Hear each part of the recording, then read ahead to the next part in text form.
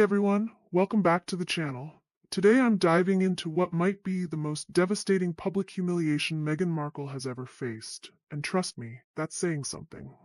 Two of comedy's most respected voices, Jon Stewart and Trevor Noah, have absolutely obliterated Meghan's Netflix series with Love Meghan on The Daily Show, reducing her $100 million vanity project to rubble in front of millions of viewers. Now, I know you guys are excited for more. But before we delve into further discussion, if you haven't subscribed, come on guys, what are you waiting for? Hit like, subscribe, and ring that notification bell ASAP. So now, this isn't just another bad review, folks. This is a cultural execution happening in real time, and the fallout is absolutely catastrophic for brand Sussex. Let me break down exactly what happened and why this particular takedown might be the final nail in Meghan's Hollywood coffin. Jon Stewart, one of the most respected voices in American commentary, looked straight into the camera and called With Love Meghan what it actually is: complete trash. Not boring, not disappointing, not underwhelming. Trash. That one devastating word captured what audiences have been feeling but mainstream media has been reluctant to say. Instead of bold storytelling, Meghan delivered self-indulgent monologues wrapped in glossy production. Stewart joked it was like watching someone spend millions to say absolutely nothing. The audience roared with laughter, and Meghan's carefully crafted PR machine shattered in seconds. Trevor Noah then doubled down, mercilessly mocking Meghan's constant recycling of her victim narrative. He said season 2 was nothing but flowered sprinkles on the same lies we've already heard. The punchline landed because it was painfully true. Critics have noticed that Meghan's themes were recycled straight from her Oprah interview, her Netflix docuseries, and even her failed Spotify podcast. Instead of evolution, it was repetition decorated with PR fluff. For Meghan, the humiliation wasn't just the jokes, it was that millions of viewers agreed. Here's the cold, hard truth. Audiences simply don't care anymore. Viewership for season 2 reportedly dropped by over 40% compared to season 1, which was already considered a disappointment. Netflix pumped millions into this project, hoping for a cultural hit.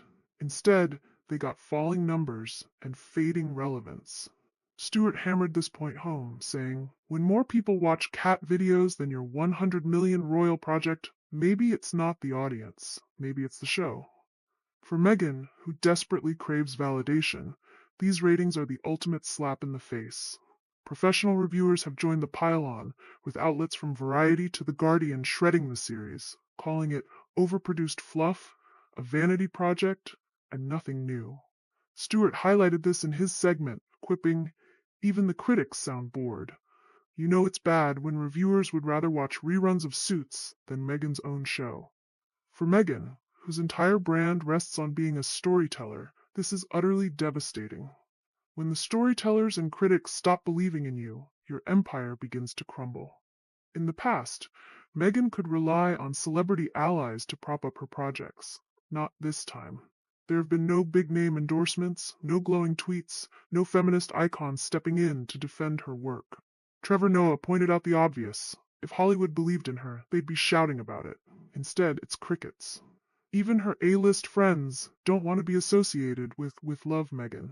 That silence is louder than any joke Stewart or Noah could make, because in Hollywood, silence means rejection, and Meghan knows it. Let's not forget the Netflix context here.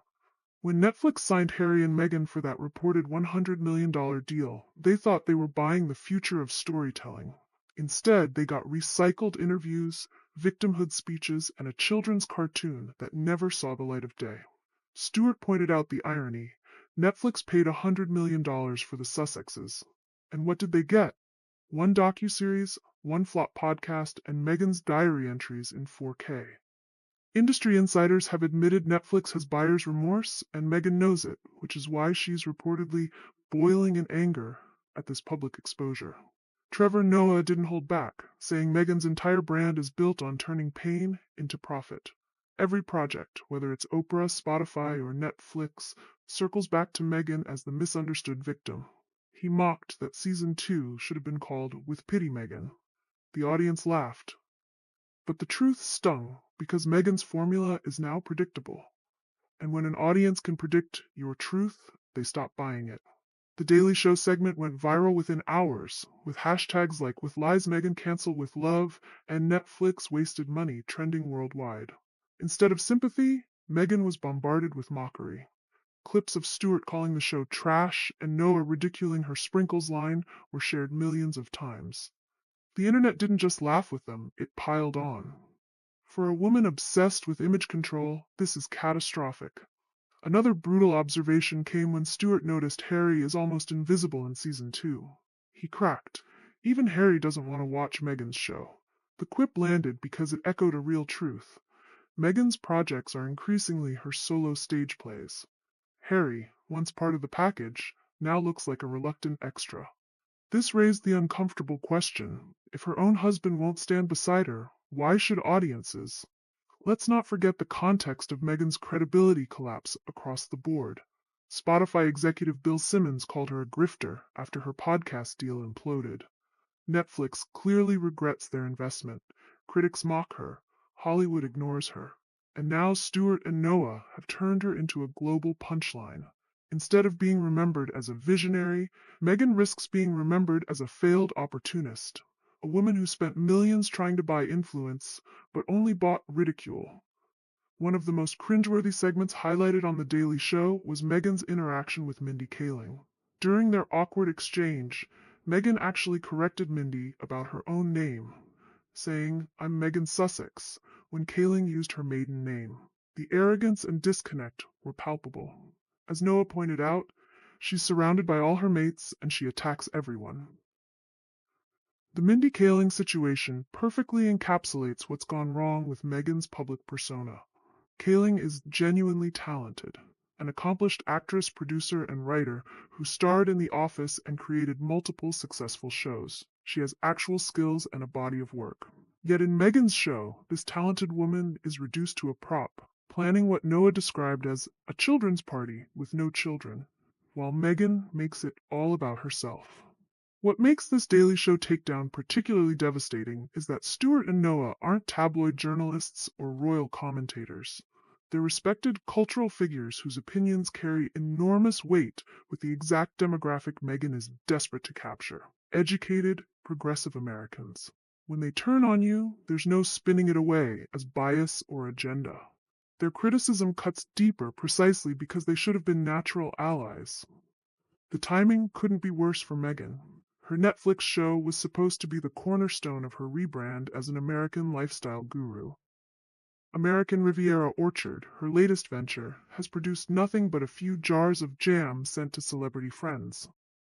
Harry's Polo documentary landed at number 3,000 plus on Netflix's rankings. Their production company Archewell has delivered precious little for Netflix's massive investment.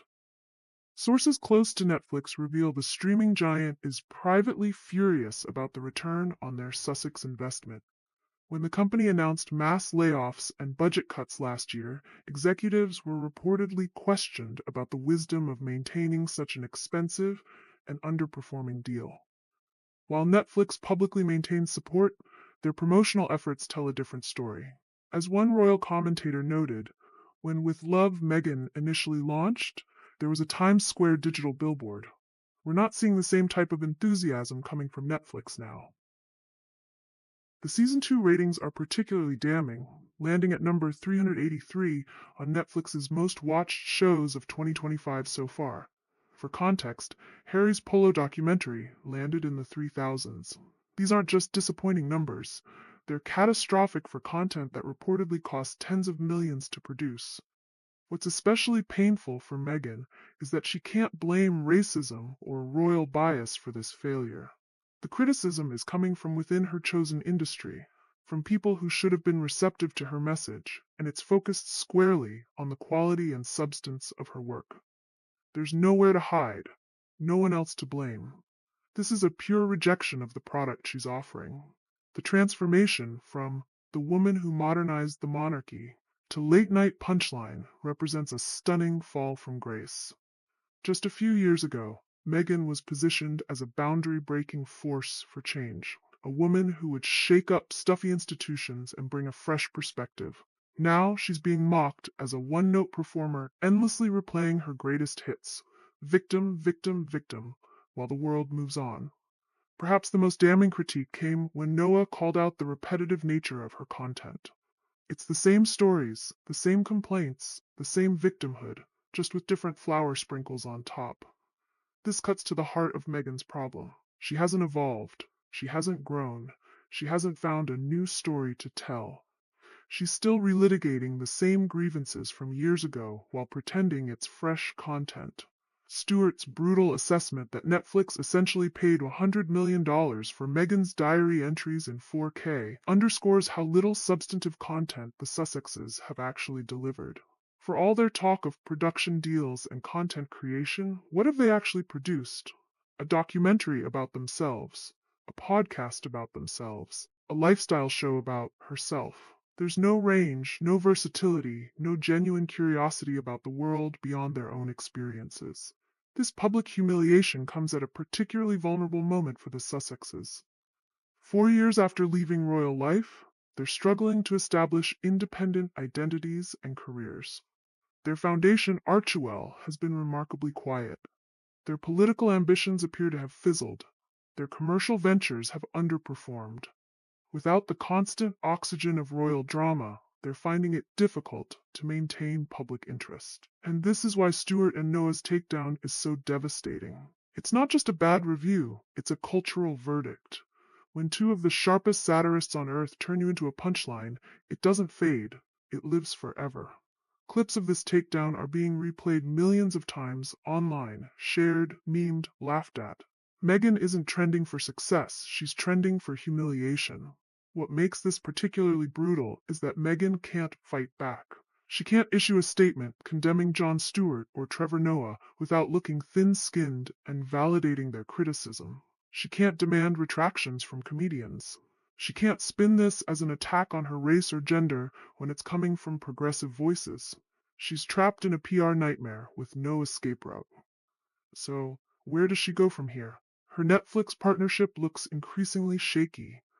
Her lifestyle brand has yet to deliver actual products. Her husband appears increasingly sidelined in her projects. The Hollywood A-list has maintained a conspicuous distance. And now she's become a literal joke on one of America's most influential comedy platforms. Meghan Markle, once hailed as the modern royal who would change everything, now reduced to the butt of late-night comedy. She wanted With Love Meghan to be her empire. Instead, it became her embarrassment. And as Stewart and Noah proved, when comedians turn you into a joke, you don't recover. You become the punchline forever. What do you think? Was Jon Stewart's complete trash line Meghan's ultimate humiliation? Was Trevor Noah right when he said it was just sprinkled lies? Or is the real disaster the fact that Netflix itself seems embarrassed to even be associated with this mess?